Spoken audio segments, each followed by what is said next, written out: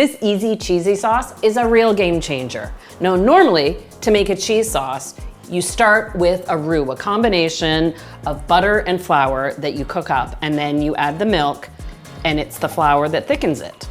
This version, in addition to being gluten-free, is also a lot quicker to make.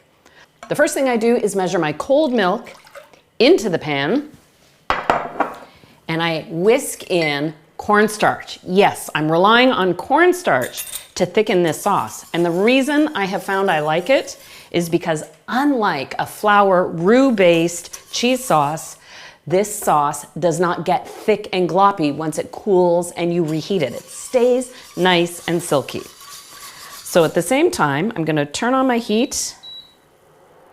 There we go. I'll start slow, just because I'm talking. While I'm heating this, I'm going to add a little bit of Dijon mustard. The reason I add the Dijon and a little bit of nutmeg is to add some background flavor, because a roux, even though lightly cooked, adds a little bit of background flavor, and I find the nutmeg and the Dijon mustard replace that because I'm relying on the cornstarch for thickening it. So because this is cornstarch thickened, I need it to come up to a full simmer. Using milk, I do this on a medium to medium high heat as opposed to high heat, just so I don't scorch the milk.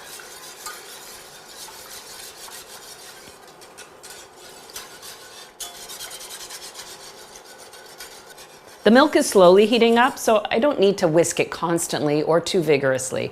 But once I start seeing steam, then I know it's time to keep whisking so I have a nice smooth sauce.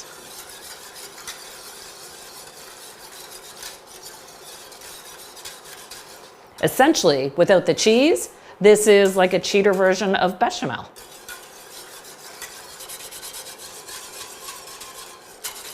Even easier than the cheesy sauce, this is a gluten-free bechamel sauce.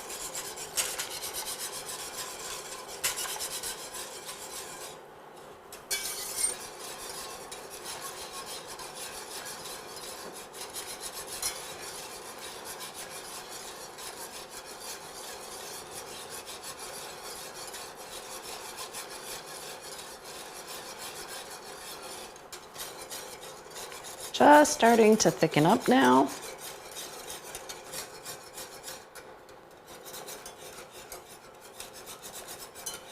It's such an easy recipe to remember. Essentially 1 tablespoon of cornstarch for every 1 cup of milk.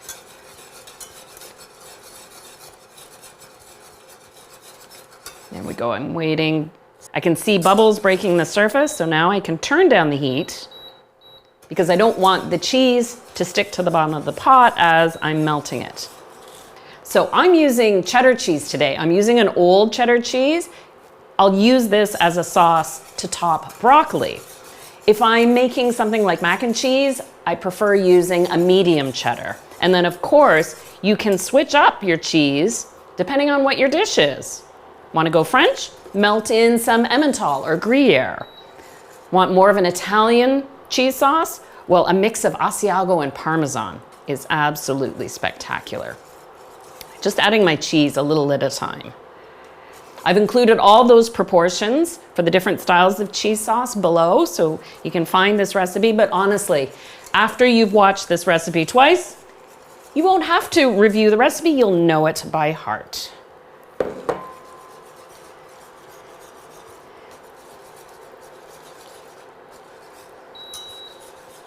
And there it is, right in front of your eyes, the easiest cheesy sauce. A little salt, a little black pepper, and you can really see how silky smooth it is, and it stays silky smooth. That's why I love this for mac and cheese.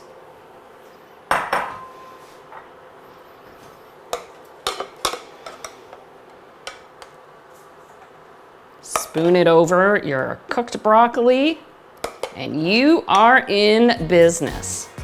Seriously, it doesn't get any easier than this cheesy sauce. And if you like this recipe, well, make sure you hit the subscribe button because I've got lots more delicious cooking and of course baking recipes coming your way.